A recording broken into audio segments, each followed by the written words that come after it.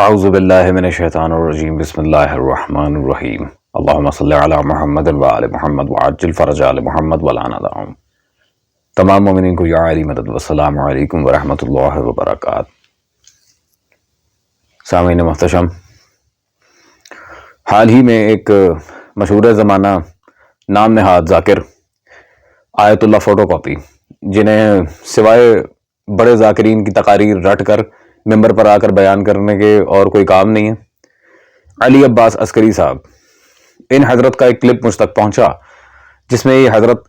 شیعوں کی محبت امیر المومنین صلوات اللہ علیہ پر تنقید کر رہے ہیں،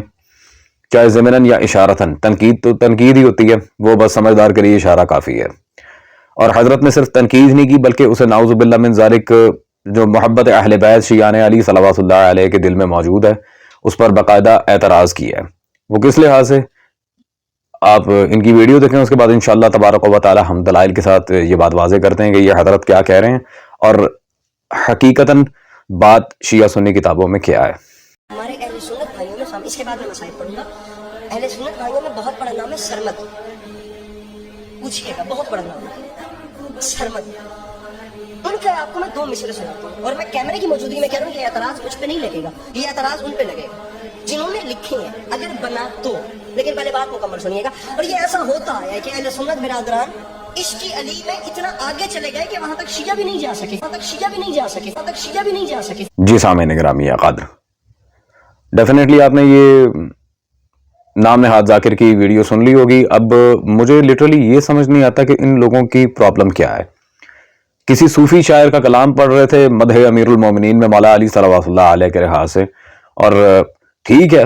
علماء اہل سنت نے اہل بیت صلوات اللہ علیہ مجمعین کے بارے میں کتابیں لکھی ہیں، ان کا دفاع کیا ہے، جو متعصب ناصبی ہیں ان کے خلاف اٹھ کے وہ کھڑے ہوئے ہیں، ٹھیک ہے،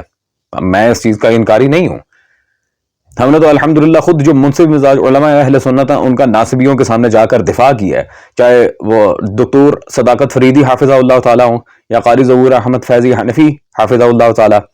یا مفتی فضل حمدد حافظہ اللہ تعالیٰ ہوں، یا طارق جمیل صاحب۔ ان سب علماء کا جو منصف مزاج ہیں، طارق جمیل صاحب سے کچھ اختلاف ہوا تھا بنی امیہ اور مودودی کے مسئلے پر، وہ ایک اور چیز ہے، لیکن ہم نے الحمدللہ دفاع بھی کیا، اور ہم نے تو مفتی حنیف قریشی جو ایک مناظر ہیں باقاعدہ بریلوی مسلک کے، ان کا بھی دفاع کیا تھا، صرف اس مسئلے پر کہ وہ صحیح بات کر رہے تھے۔ آل محمد صلی اللہ علیہ وسلم کے لحاظ سے نو میٹر واٹ، کوئی شیعہ ہو، کوئی دیوبندی ہو، کوئی بریلوی ہو، وہابی ہو، جو بھی ہو، اس نے اگر صحیح بات کی اور کوئی مولوی اٹھ کر اس کے خلاف بات کرے گا تو الحمدللہ دفاع کرنے میں یہ فقیر سب سے پہلے آگے آئے گا۔ سب سے پہلے ہم نے تو گستاخ مولا علی حسن اللہ یاری کا اس معاملے میں دفاع کیا ہے جہاں پہ وہ مولا حسن کے لحاظ سے بات کر رہا تھا، چونکہ اس کی بات صحیح تھی۔ وہ پرلے درجے کا گستاخ ہے، بلکہ وہ کافر ہے ایک نمبر کا، جو آل محمد صلی اللہ علیہ وسلم کے لحاظ سے بکواسات کرے، جو امام زادگان صلوات اللہ علیہ مجمعین کی تکفیر کرے، وہ کافر ہے۔ لیکن چونکہ اس نے امام مجتبی صلوات اللہ علیہ کے لحاظ سے بات کی تھی تو الحمدللہ ہم نے سب سے پہلے دفاع کیا۔ ایضاً مسئلہ امامت و خلافت منصوص من اللہ کے لحاظ سے بھی ہم نے اس کے لحاظ سے دفاعی ویڈیو لگائی تھی۔ پھر امام صادق کی گستاخی کے لحاظ سے ہم نے منہ توڑ دندان شکن جواب دیا تھا، وہ ایک تفصیلی میٹر ہے، اس پہ الگ سے باقاعدہ پلے لسٹ موجود ہے، تو اس میں میرا کوئی کمال نہیں ہے۔ یہ جناب سیدہ صلوات اللہ علیہ کی عطا ہے، یہ بی بی سے جو بھیک میں ملا ہے وہی ہم سامنے رکھتے ہیں۔ اور اس ویڈیو کی وساطت سے ایک اور چیز آپ کے سامنے میں کلیئر کرتا چلوں کہ بہت جلد، یا ہو سکتا ہے کل ہی سے، ہم ایام فاطمیہ صلوات اللہ علیہ کی سیریز کے اوپر دوبارہ ویڈیوز کا کام کریں گے، جیسا کہ ہر سال ہم تفصیل کے ساتھ اس موضوع پر بات کرتے ہیں، اور ایک تفصیلاً جو سیریز آئی تھی ہماری باغ فدق کے لحاظ سے، وراثت کے لحاظ سے، مال فے کے لحاظ سے، شہادت کے لحاظ سے، کتب کے لحاظ سے، توثیق کے لحاظ سے، جرح کے لحاظ سے، تعدیل کے لحاظ سے، ایک ایک چیز کو ہم آپ کے سامنے واضح کریں گے۔ اب جو حضرت نے اپنی ویڈیو میں ایک صوفی شاعر کی بات کی ہے، تو پہلی بات تو یہ ہے کہ صوفیہ ہوں یا اہل سنت ہوں، ان میں خود علماء اہل سنت باقاعدہ اس چیز پہ مضر ہیں، اس پہ باقاعدہ انہوں نے ڈٹ کر یہ بات کی ہے کہ اہل سنت علماء چاہے وہ معاصرین ہوں یا متقدمین ہوں، ان میں سے کبھی نہ کبھی گستاخی اہل بیت صلوات اللہ علیہ مجمعین کے عنصر نکلتے ہیں، اور وہ باقاعدہ گستاخی کرتے ہیں۔ جیسا کہ اہل سنت میں بڑا نام پیر مہر علی صاحب، گولڑا شریف کے پیر، ان کی یہ ملفوظات مہریہ میرے پاس موجود ہے اس وقت، صفحہ نمبر 268 پر ملفوظ نمبر یہ ان کا 163 ہے، اس میں بالکل واضح کہتے ہیں اہل سنت و جماعت علماء زمانہ حال کو چاہیے کہ ذریت رسول صلی اللہ علیہ وسلم کی اہانت نہ کریں، اہانت نہ کریں۔ وہ باقاعدہ کہہ رہے ہیں کہ علماء اہل سنت ذریت رسول صلی اللہ علیہ وسلم کی گستاخیاں کرتے ہیں، توہین کرتے ہیں۔ یہ کون سی محبت ہے سامعین گرامی قدر، یہ کون سی محبت ہے؟ وہ خود باقاعدہ اتنے بڑے ان کے عالم جنہوں نے مرزا غلام احمد قادیانی تک کے ساتھ مناظرے کیے ہیں، جن کی وہابی علماء کے اندر بھی بہت زیادہ یہ ایک ریسپیکٹ قائم ہوئی تھی اپنے دور میں، ثناء اللہ امرتسری صاحب کے ساتھ ان کے بڑے تعلقات تھے۔ تو اتنا بڑا عالم پیر مہر علی صاحب وہ کہہ رہے ہیں کہ یہ علماء اہل سنت زمانہ یہ گستاخ اہل بیت ہیں صلوات اللہ علیہ مجمعین۔ تو ہم الحمدللہ جب انہی کے گھر سے عبارت پیش کر رہے ہیں تو بھائی جان آپ کیوں بلا وجہ یہ ڈنڈیاں مار رہے ہیں؟ خیر آگے چلتے ہیں، اور سب سے بڑی اور سب سے عجیب بات، یہ صرف بات اہانت کی نہیں ہے بلکہ ان کے دشمنوں کو سراہنے کی بھی ہے۔ جیسے کہ یہ میرے ہاتھ میں امام اعظم امام ابو حنیفہ فی نواسب، ان کی کتاب یہ الفقہ الاکبر موجود ہے ابو حنیفہ کی، اس کی جو شرح لکھی گئی تھی شرح فقہ اکبر از ملا علی قاری، ملا علی قاری ناصبی نے، اس میں صفحہ نمبر 151 میں یہاں پر جو بخاری و مسلم صحیحین کی روایت ہے کہ میرے بعد 12 خلفاء ہوں گے، ان خلفاء کے اندر کس کس کا نام شامل کیا آپ واضح دیکھ سکتے ہیں۔ یہ غالباً 6 نمبر پر یزید بن معاویہ لا حول ولا قوت الا باللہ، یہ ان کے درسوں میں پڑھائی جانے والی کتاب شرح فقہ اکبر میرے پاس موجود ہے، جس میں یہ یزید بن معاویہ کو خلیفہ راشد کہہ رہے ہیں۔ یزید جیسے لعنتی حرامی کو نعوذ باللہ من ذالک خلیفہ راشد کہا جا رہا ہے، لا حول ولا قوت الا باللہ۔ اور پھر میرے آقا صلی اللہ علیہ وسلم پہ تہمت لگائی جا رہی ہے کہ وہ یزید کو خلیفہ بنا کے گئے تھے نعوذ باللہ من ذالک، کیونکہ 12 خلفاء کے اندر نام ایڈ کر کے تو یہی جسر دے رہے ہیں ہمیں۔ تو سامعین گرامی قدر یہ مسئلہ ہے، وہ خود پہلے تو تسلیم کر رہے ہیں کہ علماء اہل السنہ توہین کا ارتکاب کرتے ہیں، دوسرا یزید کو خلیفہ راشد کہہ رہے ہیں، اور ملا علی قاری کوئی چھوٹا امام نہیں ہے اہل السنہ کا، شارح مشکات ان کا شیخ الحدیث، ان کا امام، اتنا بڑا عالم، اور علم اصول فقہ میں تو کئی رسائل ملا علی قاری کے، اس نے شرح فقہ اکبر میں یہ بات کی ہے یزید خلیفہ راشد لا حول ولا قوت الا باللہ۔ تو میں نے جیسا کہ کہا تھا باتیں کرنا بہت آسان ہے، اور ان حضرت کو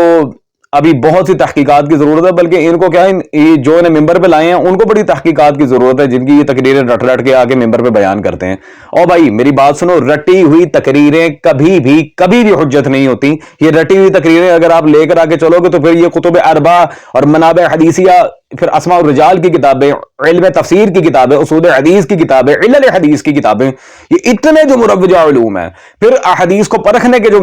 معاملے سارے آگے ڈسکس کیے جاتے ہیں، ضوابط ہیں اور بہت سے اصول و ضوابط موجود ہیں ان معاملات میں، ان کا کیا کرنا ہے؟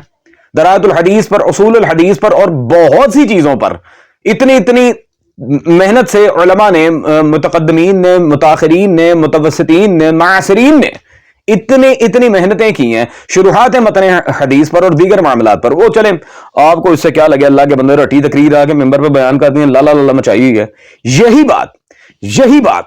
تاج الدین حیدری رحمت اللہ علیہ کیا کرتے تھے، یہی بات قبلہ ضمیر اختر نقوی کہا کرتے تھے، جو صاحبان ممبر تھے، جو باقاعدہ خود مجالس میں عشرے وغیرہ پڑھا کرتے تھے، ان کا بھی یہی رونا تھا ان کے سامنے۔ اور تاج الدین حیدری رحمت اللہ علیہ تو پھر ہیں ہی اکابر علماء میں سے، وہ نہ ہوتے تو آج اللہ جانے کہ شیعوں کو اقلیت قرار دے کے کیا حال کیا ہوتا۔ خیر تو سامعین گرامی قدر، میں اس چیز کو بالکل پروموٹ نہیں کرتا کہ یہ رٹی ہوئی تقریروں کو لا کر سامنے رکھا جائے اور ان کی بنا پہ پھر یہ فیصلے کیے جائے کہ شیعہ کتنا پیار کرتے ہیں، سنی کتنا پیار کرتے ہیں، یہ کوئی طریقہ نہیں ہے۔ رہ گئی صوفیہ کی بات، جو یہ صوفیوں کے اشعار پیش کر رہے تھے، یہ میرے پاس علامہ مجلسی رضوان اللہ تعالی علیہ کے رسالہ اعتقادیہ موجود ہے، اعتقادات امامیہ، اس میں علامہ مجلسی رضوان اللہ تعالی علیہ نے صفحہ نمبر 99 پر پورا باقاعدہ باب باندھا ہے یہاں پہ صوفیوں کی غلط روش اور رفتار پر تنقید۔ علامہ مجلسی رضوان اللہ تعالی علیہ نے صوفیہ کی مکمل معنی میں تردید کی ہے، کیونکہ ائمہ اہل بیت صلوات اللہ علیہ مجمعین انہیں دشمن خدا کہتے ہیں۔ صوفیہ، سامعین گرامی قدر، صوفی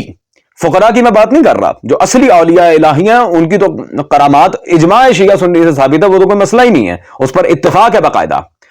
صوفیہ کی جو میں بات کر رہا ہوں، حالانکہ میں اجماع کا قائل نہیں ہوں، میں صرف حدیث ثقلین کی بات کر رہا ہوں، لیکن جب خصم مخالف کے طور پر دلیل دی جائے تو ان کے گھر سے دی جاتی ہے، خیر وہ ایک الگ مسئلہ ہے۔ صوفیہ کی جہاں تک بات ہے تو شیعہ بری الذمہ، مبرہ و منزہ ہے صوفیہ سے، ہم انہیں قطعی طور پہ آن نہیں کرتے کیونکہ ہمارے آئمہ ہمارے محدثین کسی نے انہیں آن نہیں کیا. اور سب سے مزے کی بات تو یہ ہے کہ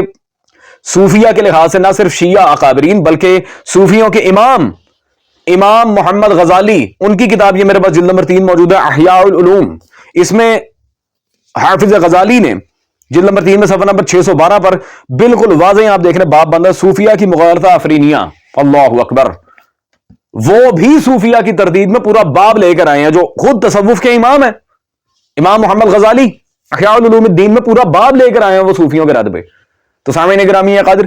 یہ کہہ رہے ہیں کہ جی وہ زیادہ محبت کرتے ہیں، یہ زیادہ محبت کرتے ہیں. او بھائی خدا کا نام ہے، آج بھی اٹھاؤ ان کی اسماء الرجال کی کتابیں اٹھاؤ،